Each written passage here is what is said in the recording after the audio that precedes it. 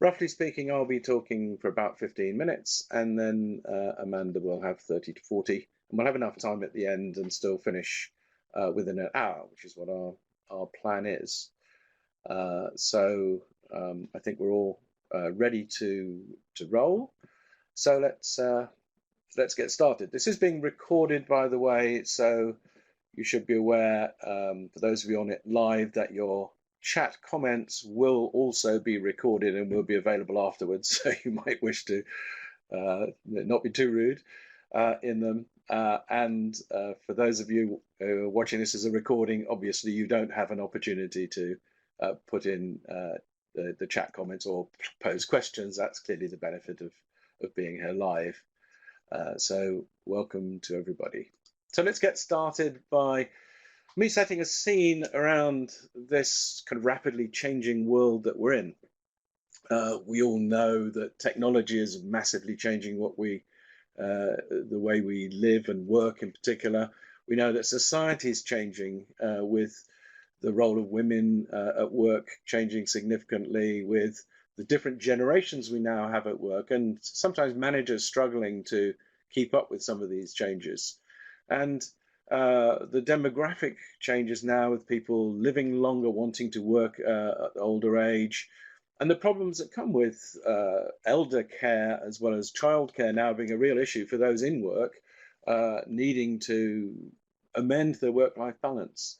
And the whole attitude of the younger generation towards work being rather different than the traditional one that many of the senior managers in organizations came up with. And so naturally, there's quite a lot of conflict going on and change, and a fair amount of resistance to that change as well.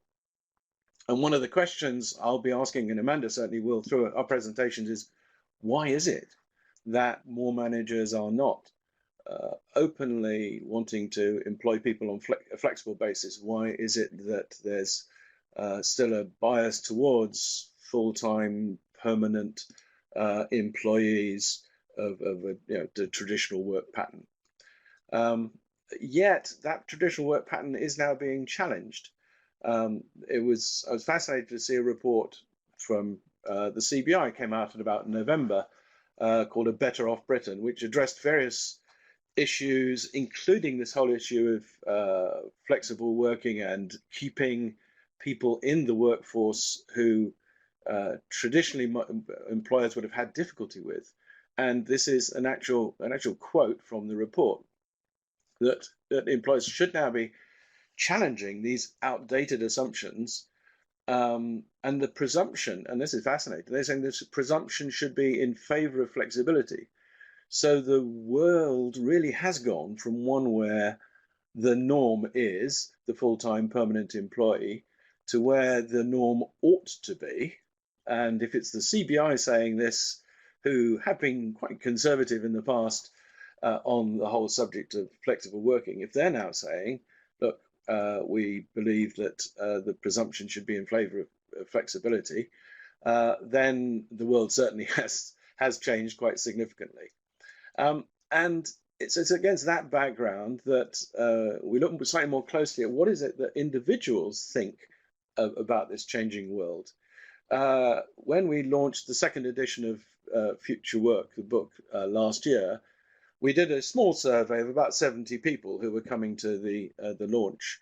I just wanted to share one or two things with you from that, because they were quite an interesting indicator of the way the world is going. These may not be entirely typical people because they were people who are kind of interested in the subject of the future of work. But of these people, there were currently, most of them were employed, and none currently retired, but a few, a mix of self-employed and employed, and almost as many self-employed or running their own business as there were people as regular employees. We then said, what would your ideal situation be in 5 years' time? And they said, we would quite like to have this different mix. And I was quite surprised the number of people who wanted to have some mix of self-employed and employment. So be part-time employed, have a job, and also be running their own business or doing some self-employed stuff. That's a change. But I look at the change in people who wanted to have conventional employment. Ideally, they wanted, half of the number wanted to still be in conventional employment. And that's part of the problem, because if conventional employment is still essentially built around an assumption of full-time work, then employers are going to lose out on this whole new market of people who are working flexibly. So we asked the same audience, well, what do you think of the barriers? Why is it that managers are not taking on more flexible workers? What are the organizational barriers? And you'll say kind of top couple of lack of trust, resistance from middle managers, to some extent lack of support from senior managers as well, came out quite high. So we're saying there's a kind of inbuilt inertia, reluctance, conservatism, whatever it is, from management. And some of that is around, as it says here, fear of change as well. We've done all right in the past by keeping to the kind of known way of managing and employing people. Why should we do something different? And there's mechanisms like time-based rewarding people for the hours they put in, the kind of long hours culture, which traditionally has reinforced some of this keep going with the full-time employee kind of attitude. So there's a real management resistance, and I know Amanda will deal with some of this in more detail later. And then we said, well, how is kind of society looking more at this? How is the status of people at work? Where's it coming from? And is there going to be, in 10 years' time, is there going to be more or less of some of these things? So position in the hierarchy, the first one on the left, is there going to be more of that than today? Absolutely not. It's the very small yellow bit at the top. Is there going to be less than today, the blue bit at the bottom? That's very clear that that is what people think, or a lot of people think it could be about the same. In terms of specialist skills, very clearly, the message is that people's status at work is going to be much more to do with how they can do the job, their skills, their leadership skills, their individual contribution. And interestingly, at the top of them all, is being good at connecting people. So in this networked world we're looking at, the skills that people need to have are much more to do with being able to work together with others. So not sit in a fixed regular job, but fit much more into this more fluid, flexible world of the future. And that's where their progress in an organization of the future will come from, not from going up the hierarchy, but being recognized for their ability to work, do the job technically, but also have some of those soft skills as well.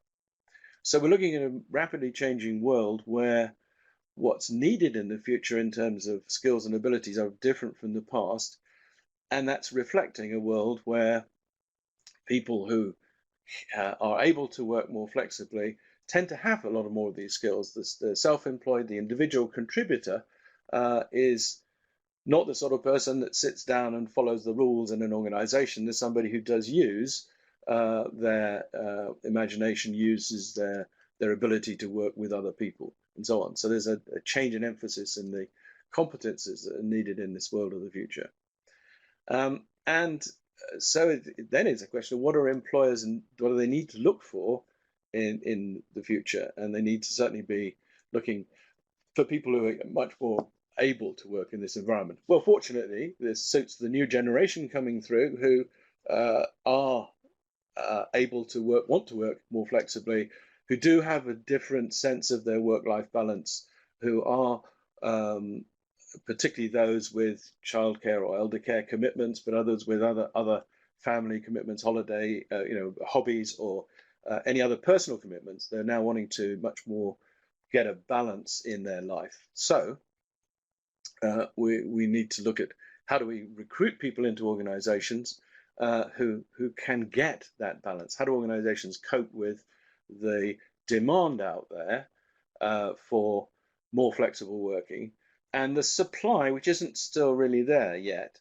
Yet you've got people like WorkPond, which Amanda runs, who are filling that gap by supplying the flexible workers into organizations, but sometimes struggling a bit to get managers to see that this is the right way to go, because they're reluctant maybe to take on people in a pattern of work they haven't had experience of before. And so part of what we're doing here is, I guess, coming up with some reassurance that this isn't as risky as it looks, and actually there's lots of benefits in employing people on a flexible contract. And that really is the cue for Amanda, who can talk much more about why you should be employing flexible workers. So welcome to Amanda. Thank you very much, Peter. As always, I found your insights fascinating. I have to say that Peter and I look at the market for flexible employment from different angles, but we always agree. So it's fantastic to hear all of your insights today. Just a little bit about myself and how I started WorkPond and what drew me to it. I was working in the city as an investment analyst, and I stopped when I had children. It wasn't on purpose. It was I moved countries, and timing went that way.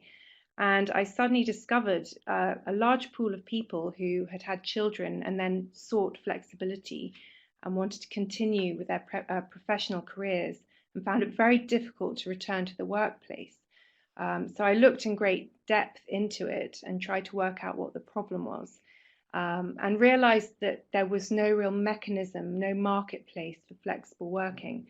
And more than that, I realized that the problem wasn't just for mothers or parents. They weren't the only people who were looking for flexibility, but also there were a large number of people in their 40s who were trying to work in a very different kind of way with portfolio careers and freelancing, self-employment. There was a large number of people in their 50s and 60s who were also looking to work in different ways and in flexible ways.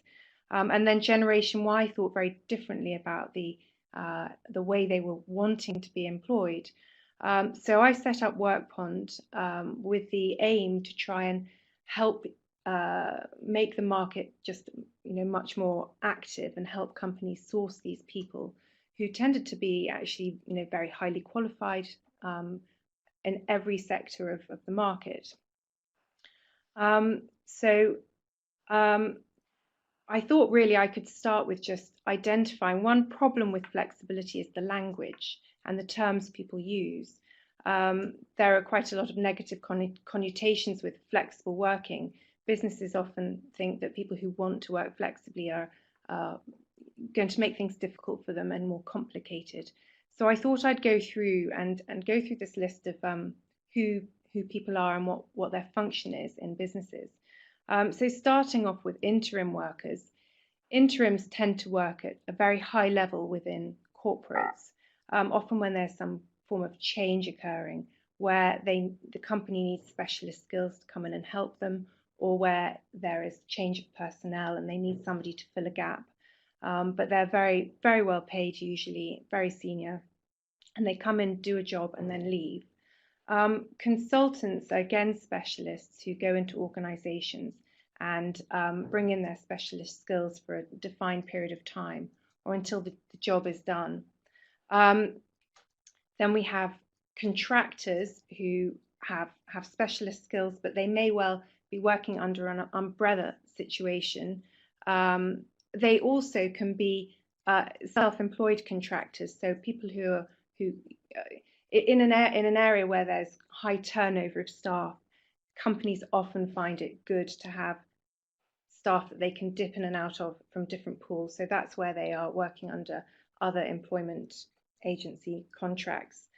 But you do have people who are working under contract who can come in and work, especially for SMEs, and help fill gaps. Freelancers are like contractors, they're self-employed, but they tend to be in the creative sector. It is expanding, and you can have people who are effectively freelancing in every different field, in every function in businesses, but they tend to not be called freelancers if they aren't working in the creative sectors. Portfolio workers are consultants, but rather than working on projects on a consecutive basis, one after the other, they tend to work on a concurrent basis. They may have more than one client at any one point in time.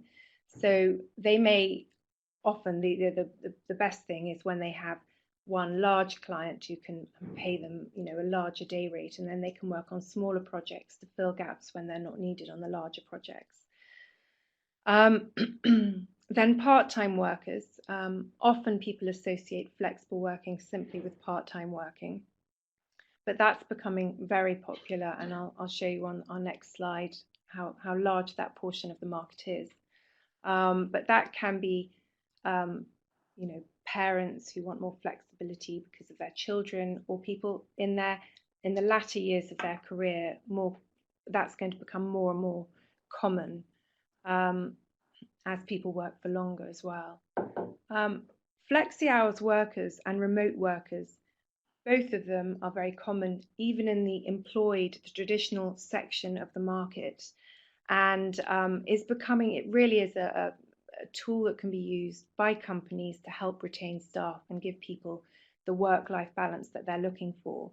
I'll talk a little more about remote working later, because that has a lot of fear associated with it from the management perspective of how will I manage my remote workers. But it isn't as hard as many people believe. And in fact, Peter has got some fantastic research into how productivity for remote workers is likely to be higher than I don't know if the terminology is right, Peter, but can be higher for people working remotely than working actually from an office.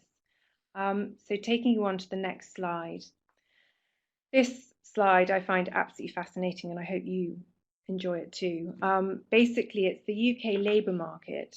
It's taken from ONS stats, so it's directly taken from their figures.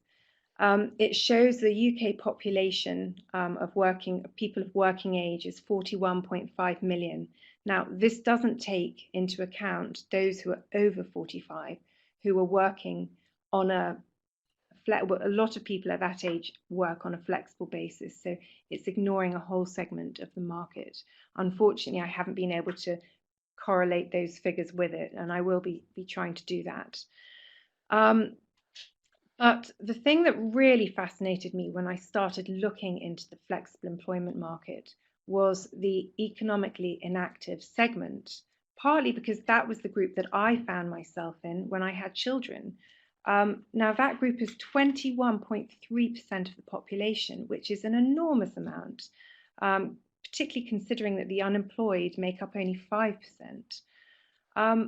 But then going down, if we follow the chart down from the economically inactive segment, you can see that 2.3 million people are economically inactive but keen to work. So 5.5% of the population would like to work but can't find work, and really most of them have given up trying.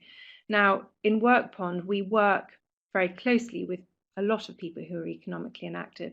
Those aren't the only people that we have in our talent pool, but a lot of mothers who have given up work and fathers are unable to find the types of work at the level that they want or with the degree of flexibility that they need. So that's it. But what's really interesting about that group as well is that 900,000 of them are actually men. So that's about a third are men and 2/3 are women.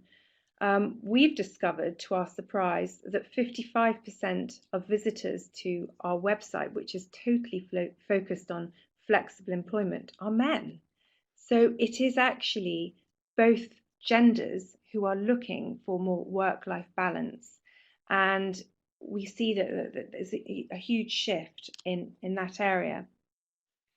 Then just moving to the left, we have the full-time self-employed, part-time self-employed, which together, the self-employed segment makes up 4.6 million of the population. So that's a really large and growing area.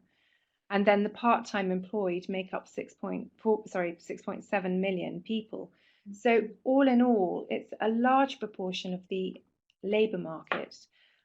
What I find really surprising is actually only 46% of the market are working in the way that we feel is normal, the traditional way, full-time employed.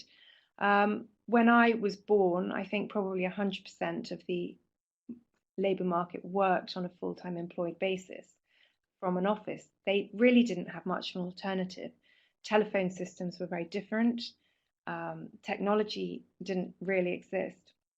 When I left university and started working, it was early days of email, and it really wasn't possible then.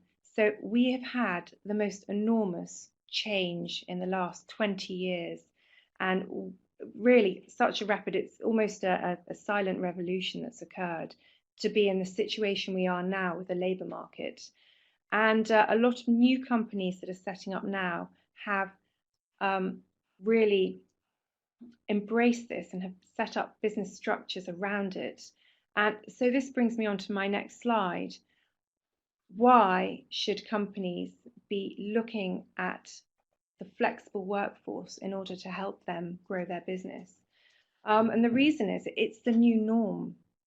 A lot of traditional businesses are set up in more legacy structures with legacy technology, telecom system, which require large, boxes in the corners of rooms to, put all the wires in.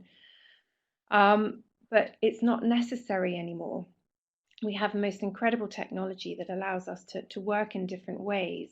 And also that is going to just change the way businesses interact with their workforce. It's being used as a strategic tool by smart companies.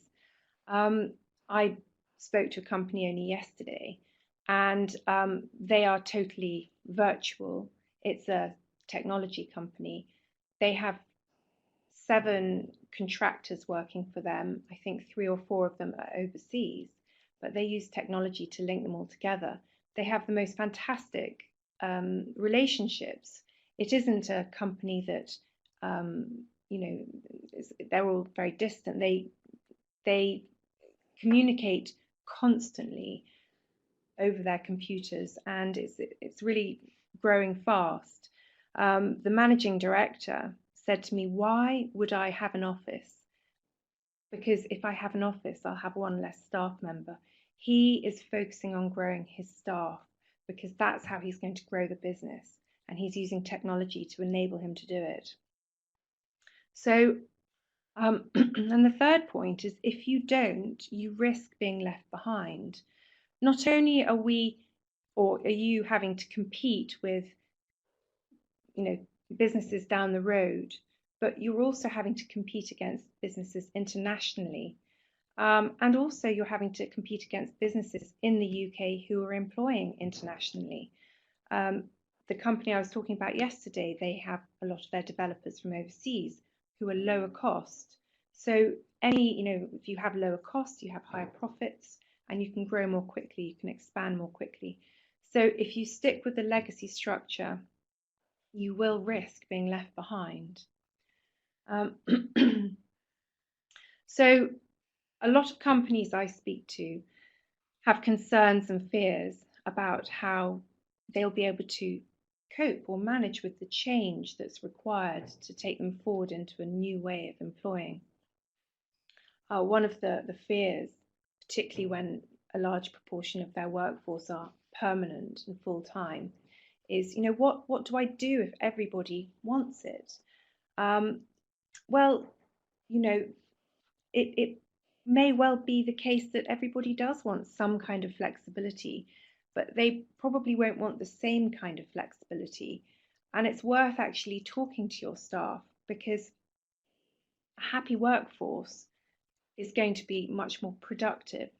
A lot of companies spend a lot of money on away days, training, talent retention strategies, that sort of thing, when actually time is a large driver of what people are looking for. if they're given the ability to work from home or pick the kids up from school or drop them off or go to plays or go and look after their sick mother, they're going to really put a lot more effort in and work for the company. There's a wonderful case study that I read recently of a company where they had embraced flexibility, and they created a strategy where if anybody asked for flexible working, they had to sell their idea to their team. So they would come in and they'd say, I would like to work, these hours on these days. And then they'd talk to their team about it, and their team would say, well, yes, that works. No, that doesn't work. And they would create a solution that suited their whole team. Everybody could have this across the board, regardless of who they were or where they were in the organization. And the outcome of this was actually very surprising. They not only had a very happy workforce, but they also found that their client retention increased. So the service that their staff were giving to their clients improved, and it had a big impact on how other companies viewed their company. So there are benefits to actually looking and talking to people and seeing what they want. Yes, in some situations it may not suit you. If the individual is talking directly to clients, you may want to have them there, but you can move people around into different positions depending on what they're looking for. So will productivity drop? No, there is evidence to say that actually remote workers, as I said earlier, Peter can give us that research if he's happy to. Remote workers have greater productivity. A lot of people know that part-time workers also, when their time is constricted, they work very, very hard. Contractors have a business-to-business relationship with their I won't say employer, but with the business that they're engaging with. And it's in their interests to work hard, because at the end of their contract, they want their contract to be renewed. So therefore, productivity will naturally be higher for that. So how do I know if they're not working or are working, if I can't see them? Well, the answer to that is you structure it in a very different way. You take people on rather than on the job you want them to do, on the results that you want them to achieve. So if you're very clear with what you want them to achieve at the end of their project, the work, their 3 months, if you set targets and leave them to do them the way they want to do them, then you will get the results. And then you'll know. And you can't actually leave it to 3 months. You need to be able to keep checking up with them in stages along the way to make sure that they understand what you want them to do, that they are doing what you want them to do, and keep very, very clear communications, and then you won't have any problems with knowing or understanding what they're actually doing. So our clients need an immediate response. How is that possible if they're not working full time? Now, I know I have a team of 7 of us, and everybody in my team works flexibly. But we have very close communication, and if somebody isn't working, we have goals as to how quickly we need to get back to clients. And they're very happy and satisfied with the speed, because we make sure that we're very much kept in the loop over what other people are doing, and we give each other warning. And we try very hard to make sure that our clients come first and that they have to have a very speedy response to everything. So it's very possible if you create a process for doing this. So in the fear of not knowing how to manage remote workers or freelancers, only this morning I had this conversation with somebody who said, I really don't know how to do it, and I'd be very worried, which I'm really going to repeat myself from a minute ago, but it is all about the results. You know, if you set the results, then it works back from that. And it should really start from the moment that you take somebody on in your organization. When you're writing a job description, you should be actually working out, rather than what you think they should be doing, you should actually work out what you want them to achieve for your business, what goal you're trying to achieve by bringing them on. If it's a salesperson, you need them to help, raise your sales. If it's, invoicing, you need, to do a certain amount of invoicing in a certain amount of time. So you start right from the start and create the results first and work back. And then once you've done that, you look at the different ways that you can, you can get those results. I'll give an example of sales. If you were looking to increase your sales, you may be looking at whether or not you have got a sales strategy, and then whether you can deliver that.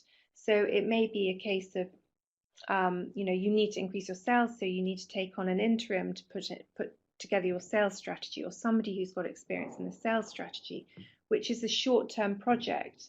But you may then want somebody to implement the sales, doing calling, and then you may need somebody who can convert it. Or you can look at all the different ways and take people on in different ways, whether it's on a contract, a part-time employment basis, an interim basis, but there are many different ways of achieving those results. So open your mind to all of them. You can take in specialist staff for the time that you need them, and you also can understand that you can increase the quality by altering the amount of time that you use somebody. So I'm just going to show you this chart here.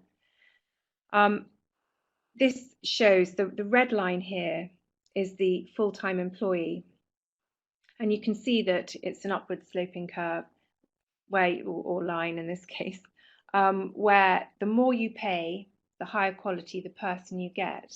Now, the red line is assuming that you're going to employ them on a full-time basis. Now, if you vary the time that you take the person on, or vary the amount of flexibility that you give them, you can alter the quality for the same cost. So you'll get a higher quality person for the same amount of time, or you can pay less for the same quality of person. So that really shows and illustrates how that can work. So really, just wrapping up, this is really, why should you be considering using flexible workers in your business? Well, the reason is that smart companies, your competitors, are already actively using flexible resourcing to gain competitive advantage. So really, you should make sure that you enjoy the benefits of it too. You don't want to be left behind in this very, very rapidly changing market. So thank you very much. And Peter, I think you're going to rejoin me for questions. So I really should be looking to see what we have here.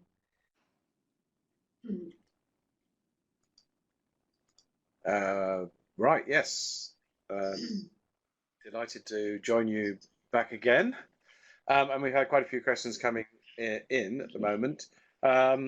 First one, which came up in the text box as well as in the Q&A box, was one around the research. I think that was the research that I was presenting in my little graphs. Are there any plans to extend it?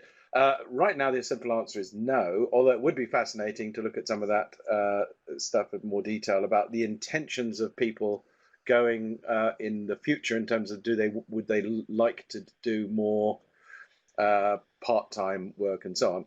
There's suddenly a lot of hearsay evidence, if you like, coming from organizations saying that they are in engaging with the younger generation. They're finding they're kind of more entrepreneurial, want to end up running their own business.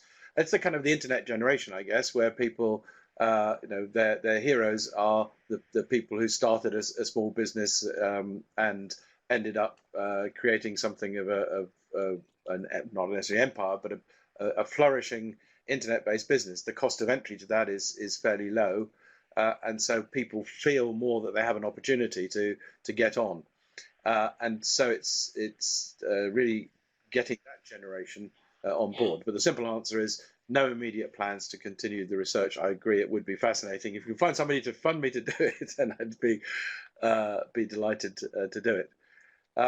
Any comments, Amanda, on any other research? Actually, Peter, just it might be worth, I'm not entirely sure, but it might be worth looking the RSA, who are doing quite a lot of research on the Labour side of it, if you're interested. I'm yet to, I need to look into it myself, but it's on my to-do list because I do believe that they are bringing together some good Yes, research I'm there. part of a group, I'm a fellow of the RSA and part of a group there that is doing some investigation into new ways of working very broadly in the context of new methods of leadership. How do leaders work in organizations now that are very virtual and dispersed and so on? That's probably a whole topic for another webinar at another time. Okay, looking at other questions. There's one specifically, Amanda, I think for you about the ONS figures, that great breakdown that you've done of the labour market. What constitutes a part-time worker? What do the ONS? Is it less than so many hours a week, 30 hours or something? I'm afraid I'm not entirely sure. I was assuming that they were looking at a sort of 35-hour week, and anything less than that was part-time. But I can clarify because I am in touch with the labour market area within the ONS. So if you'd like me to get back to you on that, Paul, I can. Okay. And while we're on, there's another question which also came in from Paul, which was around data on the amount of the time the part-time flexible staff stay with the company. So is there any evidence that you have that the turnover rate for flexible staff is lower than that of people in conventional employment? And again, I'm not sure I've seen any figures on this, but I know I've worked with a number of clients who have said, yes, absolutely. One of the great things is once we end up with a working arrangement that works for them and us, then they turn out to be very loyal employees. Partly on I suppose, the very practical view that they might have difficulty moving to another employer who would be willing to pick up that particular pattern of work. But also there's a sense of gratitude. If my employer is prepared to put him or herself out for me as an employee, I'm therefore prepared to put myself out for them, and as loyalty comes with that as well. And probably this brings me on to the research that Amanda, you mentioned about productivity. This we did a survey of 350 home workers a couple of years ago on behalf of the Telework Association, and we looked at the productivity of people working from home and asked people how productive they were at home versus working in the office. And then we said, and if you could also measure it, could you put a percentage on it? And we were surprised that of about half the people who answered the questionnaire said, yes, we think we could put a percentage on it. And of those, almost half said they were 50% or more productive working at home than they were in the office. And then we asked why. And some of it was very practical. They felt they had more time. They could work at times that suited them personally, so they were more focused. There were less interruptions from them working in a noisy open plan office. But one of the factors was that people felt a sense of loyalty to the organization, and therefore they were more willing to put themselves out and work harder, not necessarily longer, because we try to emphasize we were talking about productivity in terms of output per hour, as opposed to just, well, I can work longer hours because I don't spend time commuting. And so people still felt they were able to give more to the organization, which was, I think, an interesting result. So, Amanda, any kind of evidence on loyalty or turnover for flexible workers? Yeah, I think I'm similar to you. I don't have any hard evidence. I don't have any stats for it, but anecdotally, I certainly hear a lot of reports from businesses who have been very accommodating on flexibility. So they've really, listened and given exactly the flexibility required, and then they've had enormous loyalty. But there are other reasons as well. In the city, people who've got, professional careers in the city are often given quite notional, they're given flexibility, but it doesn't necessarily actually solve the problems of the person who is receiving the flexibility. So, they may be given, 3 days a week or, but long hours. And so the individual, if it's a mother, they still need to have childcare on the days. It's not always exactly matching the needs of the individual. So we often find people who've had very sort of high level city careers opt to work for a local company where they can be close to their children's school, and this is not just mothers, this can be fathers as well. But the cost savings that they make through not having to take the train, not having to season pass, um, the Yeah, okay. parking, Uh, the nanny. When you add up More everything, there's a massive cost questions. saving to them as well of being allowed or being able to work closer to home or having that flexibility. So it is there are many different reasons why it can, if they have that role, it can last a lot longer for them being in the role because it can suit them for the long term. Um,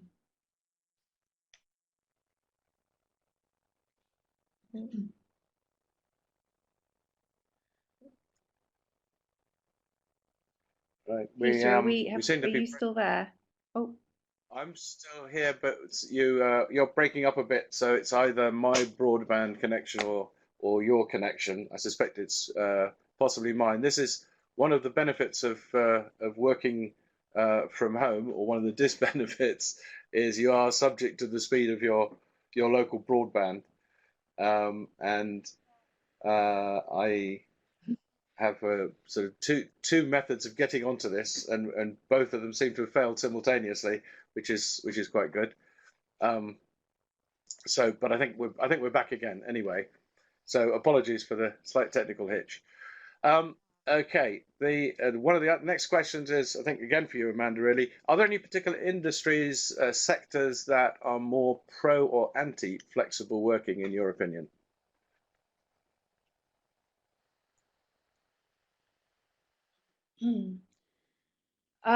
well, I'd say the financial services sector is quite old-fashioned, but I don't think it's really sector-based.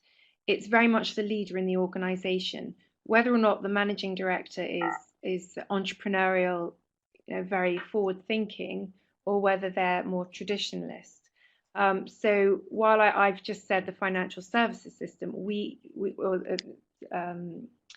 sector, we have clients in that area who really embraced it. Um, but they've actually gone a step further and used employing part-time workers as part of their whole sort of strategy for growth.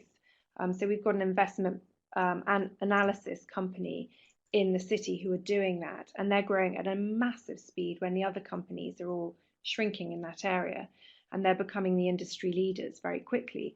So it isn't necessarily the sector or the size of the business. So lawyers are often very close to it, and HR and things, not HR, but lawyers and accountants, you find very sort of legacy system businesses like that. But at the same time, you've got young companies springing up who are taking on staff entirely remotely or taking on the economically inactive, which really is I probably didn't get the message across in the presentation well enough. But that is the risk that companies that have got the old-fashioned structures have, because everybody says, oh, we can't do that in our industry because we need to always get back to our clients very quickly. Our salespeople need to always be there. But actually, other companies are finding ways around that. If there's a problem, they're finding ways to solve that problem. So I don't think it's across any industry. Every industry has the potential to use people flexibly and will do, because that's the future. That's what's happening. So does that answer your question? I hope so. Good. Okay. It's interesting. We're, as well as answering the questions verbally, there's a little discussion and some comments and some great contributions. Thank you, Sally, in the chat box as well. And Sally's pointed out to probably the one scientific experiment or real life example of flexible working, where there was this Chinese company, and they took a control group of people working normally and a group of people working flexibly, and they carefully measured. These were people working in a kind of call center environment where they could measure quite effectively their productivity, and they did actually measure attrition rate in that one as well. So that's a great piece of evidence, and thank you very much for the URL there, Sally, in the chat box. Okay, the questions have been coming in thick and fast, but we've still got another 10 minutes to go.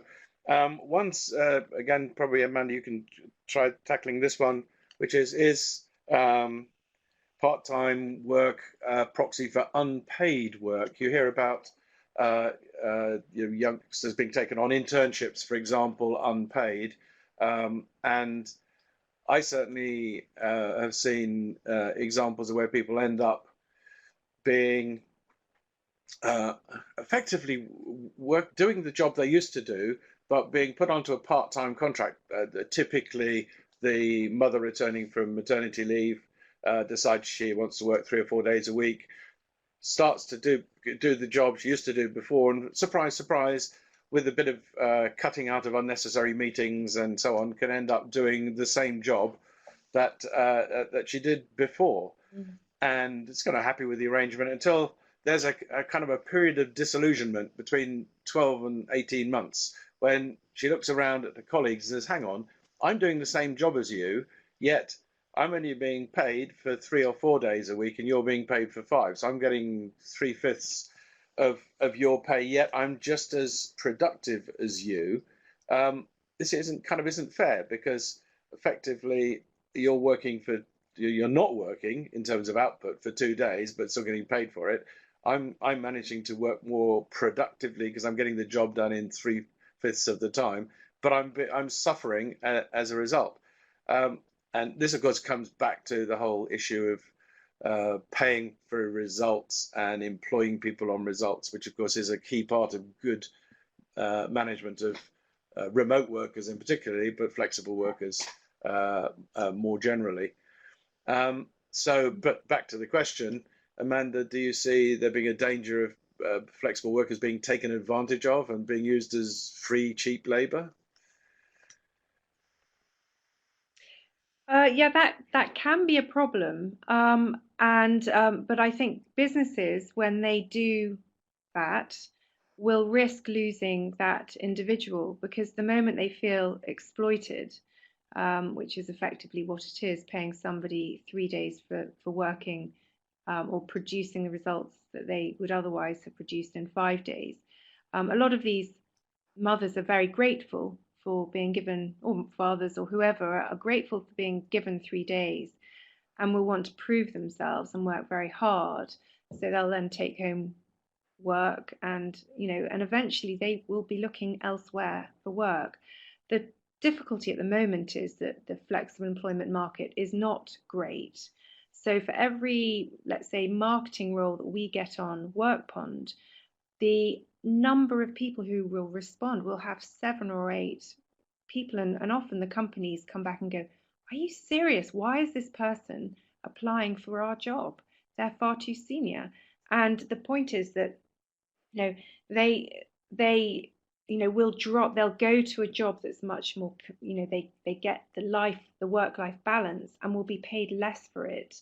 But they are after the flexibility that's more important to them than the money. So that if they're to leave that sort of well-paid job in the corporate where they're doing 5 days work in 3 days and then go into the open market, it's very difficult for them to find work because it's so competitive to find flexibility and be paid well. So it's a difficult conundrum for individuals, and so it's difficult to work out whether it's exploitation or whether it's the reality of the market that there aren't enough flexible opportunities around. Then turning it around for businesses, if they offer the right flexibility, they will get really good results because of it. I don't know if I've kind of gone around in circles. I don't think I've answered that very well. But yeah, it depends if you're for the business or for the individual. For the business, short term, it can be great moving someone to part-time and they work very, very hard. But if they're not happy, they will leave. But then that's quite difficult. They may be trapped. So it's a difficult question. Right. Okay. That's good. Again, there's interesting comments coming through the chat box about projects on productivity and other aspects of flexible working, which is good. I guess what we're looking at here, though, particularly is the reluctance to recruit flexible workers, and there's a question about how do you persuade managers who are reluctant to employ somebody flexible straight off, because managers, I guess, sometimes want to take somebody on full time, and then if they're happy with them, then they kind of earn the part-time or flexible arrangement. But particularly while they're learning the job, there's some argument to say that they need to be at least working on the premises rather than working remotely or working at home. So do you find that, Amanda, that there are managers who are open to flexible working, but not as somebody starts in the job? Well, that can be the case, and there may be requirements. There may be, as you say, the need to have them on site to train them up. So if there is, then people can, quite happily do that up front if they are able to get exactly the flexibility they need later. Of course, if you have a 3-month period that you're doing that, you're going to have somebody who has to put, may not be entirely happy to, or you may just have really good people not being able to take the role because of that inflexibility from the part of the business. So you're cutting down your market effectively. The other thing you could do, if your fear is more that you are not sure that they're going to be good enough to earn the flexibility, which I don't know whether it should be something that's earned. But if that's the case, then you could always take them on a contract basis and do it that way, that actually, I mean, you would probably have a 3-month probationary period that you'd be able to, but it may be to take it on, change the way the relationship works and look at that side of things. But I think it's the way that the question was formed was very much from the sort of old-fashioned employer-employee. The employee needs to earn the respect and earn these benefits and earn these sort of things from the company, rather than looking at the results and coming and looking at from, well, this person should be able to deliver these results, and let's just see, if a month in they've done this, then we're happy with them being part-time employed if they can achieve this, and go on like that, and change the way the relationship works. And that's really the challenge, I think, is changing that relationship. Okay, good. No, no, I, Does I that think answer the that's question? absolutely right. I think there's too much of managers seeing flexible working as a right that people have to earn somehow. And I think this just takes me back. Probably it's a good time to start Mm. summarizing, coming up to the hour. To what I was saying at the beginning about moving the mindset of organizations from work being something that is rigid and fixed to something that is flexible, and the norm being that anybody applying for a job, the natural thing to do is for managers to have an open discussion about what pattern of work suits the individual and the business. And some jobs are more flexible than others. That's realistic. But it's the reluctant and sometimes the new manager who feels that he or she has to be consistent and fair amongst people. That means treating them all equally. And therefore, if one person can't have flexibility because their job doesn't allow it, then nobody does, which is a kind of a immature management approach. And yeah, Peter, sorry, can I just quickly interrupt? I just on that last question, I suddenly realized that one perspective is also that if you are trying to interact with the part of the labor market that would be treated in that way of having to earn flexibility and earn those sort of benefits, you're only going to be limiting yourself to sort of under that 46% of the market because, as I said earlier, 46% of the market work on a full-time employed basis. So you're already reducing your market. But then of those, there probably is another 20% who are either working remotely or on a flexi hours basis. So who knows how small the portion of the market that is willing to work now on that sort of hierarchical, almost industrial revolution way. So if to broaden your market and have choice of the best people, you need to broaden the way you're, who you're engaging with. Um,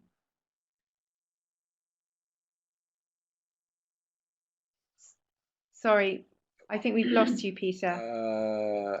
apologies, Oh, apologies. Yes, somehow I got lost there. Well, it's just as well because we're now coming up mhm. to 1 o'clock, so we've had our hour together. There've been some fascinating questions and discussion on the chat box, which is good. Thank you all very much for your contributions. And I think it just remains for me to say, good luck to uh, everybody attending in trying to help to move the world to one where flexible working becomes the norm. And good luck to Amanda and Workpond for being a key part of that process of trying to match this new uh, world of work, the new labour market, to employers and get them to understand that if they want to be fishing in this work pond, they've got to be doing it in ways that are more flexible and more accommodating than have been in the past. So thank you, Amanda. Thank you, everybody, for attending, and hope to see you at the next webinar. Bye for now. Thank you.